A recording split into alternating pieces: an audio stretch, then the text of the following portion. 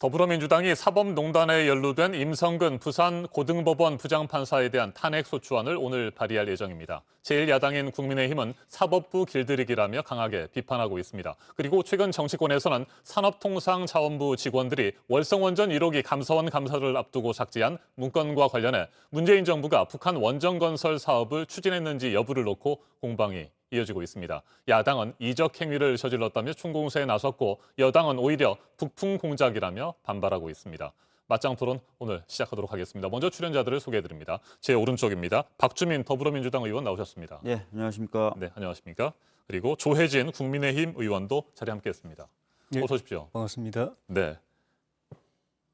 전직 대통령 박근혜 씨가 세월호 참사 당일에 7시간 관련해서 의혹이 제기되지 않았습니까? 이와 관련한 일본 산케이 신문 기자의 칼럼과 관련해서 임성근 부산고법 부장판사가 재판에 관여를 했다. 이런 논란이 있었고 오늘 민주당이 예정대로 탄핵 소추안을 발의를 하게 되는 거죠. 네, 네, 오늘 이와 관련해서 발의할 예정입니다. 먼저 두 분의 얘기를 좀 들어볼 텐데 앞서 제가 잠깐 얘기를 했던 것처럼 지금 제1야당에서는 사법부 길들이기다 이렇게 주장을 하고 있는 반면에 민주당에서는 사법 정의를 바로 세우는 일이다 이렇게 주장을 하고 있는 것으로 알고 있습니다. 두 분의 얘기를 들어보도록 하겠습니다. 어떻게 생각하세요?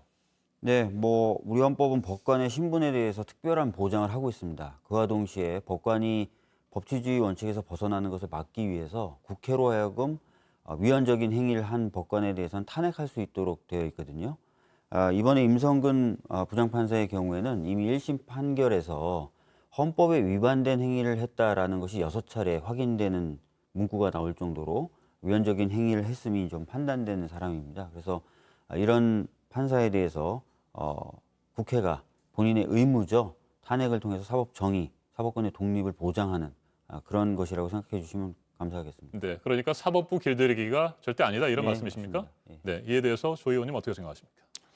결론은 그 민주당이 또 정권이 법원의 판결에 개입하고 통제하기 위해서라고 생각합니다. 법원 판사들의 판결이 정권이나 민주당의 뜻에 맞지 않는 경우가 있다고 보고 그렇게 하기 위해서 맞추어서 판결하라는 그런 메시지를 판사들에게 좀 보낸 것이라고 생각이 듭니다. 최근에 김경수 지사 그 재판이나 또 그 정경심 교수 재판, 그리고 윤석열 총장 징계에 관한 재판, 그리고 며칠 전에 최강욱 의원에 관한 재판, 이런 재판들이 전반적으로 민주당이나 정권 쪽에서 생각하는 방향하고 다르게 또 법여권에게 불리하게 계속 나오고 있고 또 지금 월성 원전 폐쇄 사건 수사라든가 또 울산시장 함명 사건 수사라든가 여러 수사들이 대통령을 직접 그 혐의 선상에 올려놓고 그 수사 방향이 그쪽으로 진행되고 있고 만약에 수사가 그렇게 진행되고 재판이 넘겨질 경우에 정권의 입을 타격을 생각해서 검찰 수사를 계속 통제를 해왔지만은 그거 가지고는 안 되니까 법원까지도 통제하면 안 된다고 생각하고 이 일을 저는 한다고 보는 점에서 이거는 심각한 법치 위반이고 또 사법 또 독립 이런 부분에 대한 헌법적 가치에 대한 심각한 도전이라고 생각합니다. 네, 반론하시겠습니까? 예, 우선 이번 법관 탄핵은요 2017년부터 얘기가 되었던 겁니다. 다만 그 당시에 저희가 의석수가 모자라다 보니까 결실을 못 맺었을 뿐이지 이 얘기가 된 지는 굉장히 오래된 일이다. 그래서 마치 지금 최근에 어떤 판결들을 계기로 논의가 된 것처럼 말씀하시면 사실관계가 다르다는 점이고요. 두 번째는 전국 법관 대표자 회의가 2018년인가요? 이미 이런 사법농단 관련된 판사들의 행위는 헌법에 위반된다라는 인식을 우리가 같이 한다라고 결정을 한 바가 있습니다. 그렇기 때문에 법원도 그리고 법관들도 사법농단 관련된 판사들이 위헌적 행위를 했음을 확인해 주고 있고요. 이런 게 확인됐는데 국회가 아무런 일을 하지 않는다면 그것은 헌법에서 국회에 부여한 의무를 방기하는 게 돼요. 그렇기 때문에 야당도 지금이라도 좀 생각을 좀 달리 먹어주셨으면 좋겠다는 생각을 합니다. 네, 제 반론하시죠. 전국 법관 대표자 회의도 판사들 가운데서 특정 정치 성향을 지닌 분들이 주도하고 있습니다. 그 일을 주도했던 분들이 이번에 공천 받아가지고 민주당 국회의원이 되셔서 또 이 일을 탄핵을 지금 주도하고 있고 최근에 법원에서 임성근 판사에 대해서 부장판사에 대해서 1심에서 무죄 선고를 했습니다.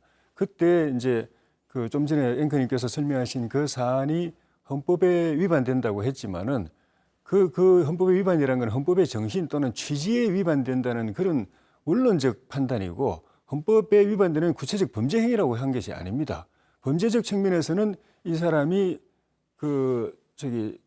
조언 판사에게 판결하는 판사에게 개인적 차원에서 조언했을 뿐이고 네. 판결에는 영향을 안 줬다고 이야기했고 범죄가 되지 않는다고 이야기를 했습니다.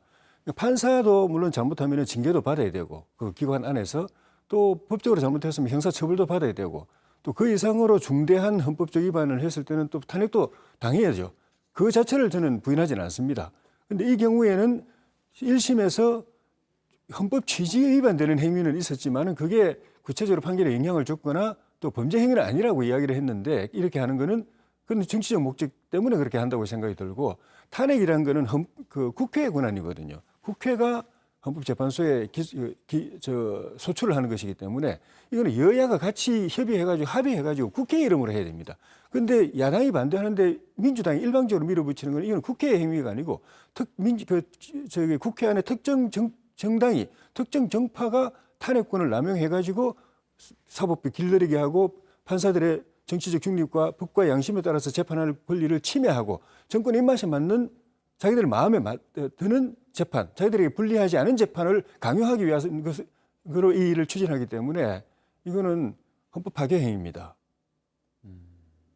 그리고 그 자체가 지금 이야기하고 있는 사법농단이고 민주당이 조직적 차원에서 정당적 차원에서 사법농단을 저지르고 있는 것입니다. 네. 이것이 오히려 탄핵 받아야 될 행위를 지금 민주당이 정당 차원에서 조직적으로 하고 있다는 데서 문제가 큰 겁니다. 네, 사법농단을 바로 잡고 사법 정의를 바로 세우자는 차원에서 민주당에서는 지금 탄핵을 추진하고 있는데 그것 자체가 오히려 사법농단이다 이렇게 보시는 겁니까? 그러면? 그럼요. 네.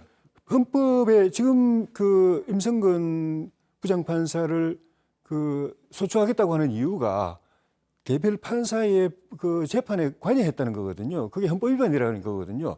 법관이 자기의 양심과 법에 따라서 재판할 헌법상의 권리를 임성근 부장이 침해했다는 건데 그 개인이 침해했다고 하는 혐의를 두고서 추진하고 있는 이 민주당의 탄핵 행위가 민주당이라는 정당 전체가 달려들어가지고 정권적 차원에 달려들어가지고 법원 전체를 사법권 침해하고 개별 법관들이 법과 양심에 따라서 재판할 수 있는 권한을 독립성을 침해하는 거기 때문에 이건 더 심각한 탄핵 행위를 하고 있는 겁니다. 네. 탄핵 받아야 될 행위를 하고 있는 겁니다. 박주민 좀 의원께서 이해가 안 반론을 하셔야 될 것 되는데요. 같습니다. 예, 아까도 말씀드렸지만 판사가 법률 위반 행위를 하거나 또는 헌법 위반 행위를 했을 때 국회가 탄핵할 수 있도록 권한을 이미 헌법에서 부여했어요.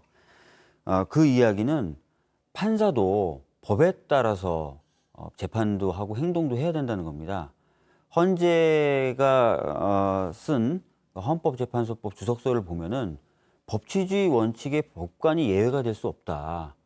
그러니까 판사들도 법에 따라서 행동을 해야 되는데 그걸 강제할 수 있는 수단이 별로 없다는 겁니다.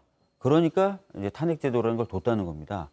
그래서 적절하게 국회가 문제 있고 심각한 어떤 헌법 위반 행위를 했고 한 법관들에 대해서 탄핵이라는 것을 함으로써 아까 말씀드렸던 것처럼 법관들도 법치주의 원칙 안에 포섭되도록 계속 만드는 거예요. 근데 그거를 이제 지금 문제 있다 그러면 우리 헌법의 시스템 자체가 문제 있다고 말씀하시는 것과 다름 아니다라는 생각이 들고요. 두 번째로 형법 위반하고 헌법 위반은 완전히 다릅니다. 형법을 위반하지 않다 하더라도 헌법적 가치를 위반할 수 있습니다. 그렇기 때문에 예전에 박근혜 전 대통령 탄핵 당시에도 헌재가 박근혜 전 대통령에 대해서 그 당시에 뭐 형사 판결이 나오거나 그런 게 아니었거든요. 그러다 보니까 박근혜 전 대통령의 변호인 측이 형사 판결이라도 보고 탄핵을 해야 된다라고 자꾸 얘기를 했었던 건데 거기에 대해서 헌재가 그런 거 아니다. 헌법 위반하고 형법 위반은 완전히 구분되는 거다. 그렇기 때문에 뭐 기소가 됐니 안 됐니 기소돼서 재판이 결과를 뭐 확정 지었니 안 지었니 이런 것들은 전혀 고려 사항이 아니다라고 이미 판단한 바가 있습니다. 그래서 형법상 범죄를 구성한다와 헌법적 가치를 위반한다는 건 완전히 구분되는 거다. 이건 명확하게 좀 구별해 주셔야 됩니다. 예. 알겠습니다. 이 문제와 함께 최근 정치권에서 아주 뜨거운 공방이 펼쳐지고 있는 것이 바로 월성 원전 1호기에 대한 감성 감사를 앞두고 산업통상자원부 직원들이 일부 파일을 삭제한 부분입니다. 530건의 파일이 삭제가 됐는데 그중에 17건이 바로 북한 지역 원전건설 추진 등의 그런 관련 내용들이 담겨 있는 것으로 추정되는 그런 제목의 파일들이었습니다. 이에 대해서 각 당이 지금 공방을 벌이고 있는데 이에 대한 입장을 좀 먼저 들어보도록 하겠습니다. 조 의원님. 이 일은 정말 국민들이 깜짝 놀라고 충격받을 사안입니다. 아시는 것처럼 문재인 대통령이 취임하자마자 월성 그 원전 강제 폐쇄, 또 고리 원전 가동 중단 등 우리 국내 원전 산업을 전반적으로 이제는 폐쇄하는 수준으로 발박하고 있었는데, 그리고 주된 명분이 원전은 안전하지 않다라고 이야기를, 그런 논리로 이제 그렇게 했는데, 그렇게 하면서 북한에는 원전을 지어주기로 했다라는 그런 이제 증거가 드러나고 있는 것이거든요. 그것도 문 대통령의 남북 정상회담, 1차 정상회담하고 2차 정상회담 전후 그 사이에 그런 일이 벌어진 것 자체가 국민들은 납득이 안 되는 거죠. 원전이 안전하지 않다고 그러고, 우리가 수십 년 동안 쌓아온 이런 세계적 경쟁력을 가진 국가 자산을 이렇게 강제로 국민의 의사에 반해서 폐쇄하는 수준을 밟고 있으면서 국가의 이익에 심대한 해악을 끼치면서 북한에는 거꾸로 지어주기로 했다는 그 사실에 대해서 국민들이 놀라는 것이고, 그리고 북한은 지금까지도 비핵화를 겉으로 처음에 잠깐 싱가포르 회담 때 잠깐 그냥 그것도 북한 비핵화가 아니라 한반도 비핵화라고 이야기해서 한번 던지고 난 이후로는 3년 내내 핵을 계속 개발해왔고, 핵 무기를 실어나를 운반 수단을 또 계속 고도화해왔고, 그걸 가지고 얼마 전에 노동당 8차 전당대회 때는 김정은이 우리 대한민국을 핵무력을 앞세워서 적화 통일하겠다는 그런 이야기까지 하고 있는 그 나라에 핵발전 시설을 지어주겠다고 하는 거는, 이거는 그래서 우리 김정일 위원장께서 이건 이적 행위다라고 이야기를 했던 이유가 그 때문에 그런 것이거든요. 그리고 그거를 몰래 옛날에 우리가 경수로를 갖다가 2010몇 년도에 경수로를 지어주다가 중간에 중단된 적이 있지만, 그때는 북한이 비핵화를 전제로 해가지고 핵시설 해체를 전제로 해가지고 우리가 시도했던 것인데, 공개적으로 국제사회가 전체에서 그 전체가 다 합의해가지고 했던 것인데, 이거는 몰래 했다는 겁니다. 그리고 그게 알려지려고 그 감사를 통해서 알려지려고 하니까 싹 지워버리고, 이것이 공작적 냄새가 난다는 겁니다. 그런 측면에서 대통령께서 직접 국민 앞에 그 관련 내용을, 또 대통령께서 김정은 위원장한테 전달했다는 USB 안에 이 내용이 들어있다는 의혹이 있기 때문에 그 내용을 공개하셔야 된다고 봅니다. 네, 민주당의 입장도 밝혀주십시오. 이미 산자부가 보도자료를 내었죠. 관련된 보고서, 북한 지역 원전건설 추진 방안이란 보고서는 6쪽 분량인데, 그 보고서 서문에는 아예 이렇게 써져 있다는 거예요. 이것은 단순한 아이디어 차원의 검토다라고 되어 있고, 실제로 이게 이제 1차 정상회담 무렵에 북한과의 관계가 정상화되면 여러 가지 이제 경협 차원에서 논의될 수 있는 아이디어들을 각 부처별로 내봐라라고 해서 냈던 겁니다. 근데 이 아이디어는요, 굉장히 재밌는 게 2018년 당시에 원자력 산업계에서도 좀 해봤으면 좋겠다라고 얘기했었던 거고, 또 많은 보수 매체들이 이런 아이디어 어떠냐라고 제안을 했던 겁니다. 뭐 중앙일보라든지 신동아라든지 한국경제라든지. 그렇기 때문에 그런 얘기들이 있었던 것을 산자부 차원에서 단순하게 아이디어 차원에서 수집을 해서 정리했던 문서이고, 이후에 실제로 검토되거나 뭐 북한에 전달되거나 했던 바는 없다는 거죠. 그렇기 때문에 이것을 가지고 지금 와서 뭔가 정치적인 어떤 공방으로 몰고 가는 것은 또 다른 어떻게 보면 북풍 아니겠느냐. 지금 뭐 선거를 앞두고 있지 않습니까? 재보궐선거.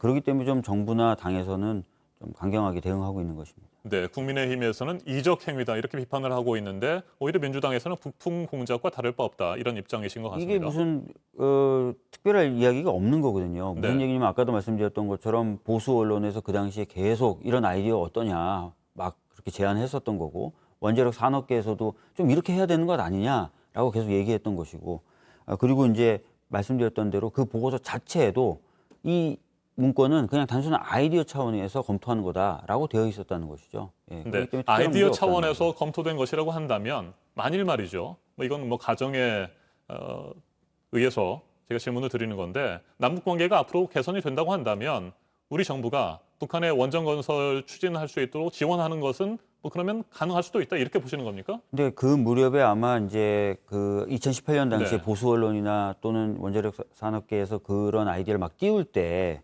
여러 이제 환경 전문가들이나 에너지 전문가들이 검토를 해보니까 그렇게 이제 실효성이 없다는 거예요. 왜냐하면은 거기에 이제 원전을 만드는 것뿐만 아니라 원전을 만들면서 부수적으로 송전 선로나 이런 것들 다 이제 원전에 맞춰서 변경을 해야 되는데 그 비용까지 감안하면은 그렇게 실효성이 없다는 겁니다. 그래서 그 당시에도 산업계나 뭐 보수 언론 쪽에서는 많은 요구가 있었지만 그렇게 타당한 아이디어는 아니다라는 평가가 있었던 것으로 알고 있습니다. 네. 그런 아이디어 차원에서 산업통상자원부에서 뭐 검토가 됐을 수는 있지만 그런 추진하는 내용들이 북한에 전달되진 않았다라고 하는 것이 지금 민주당의 입장인 거고요. 네. 네.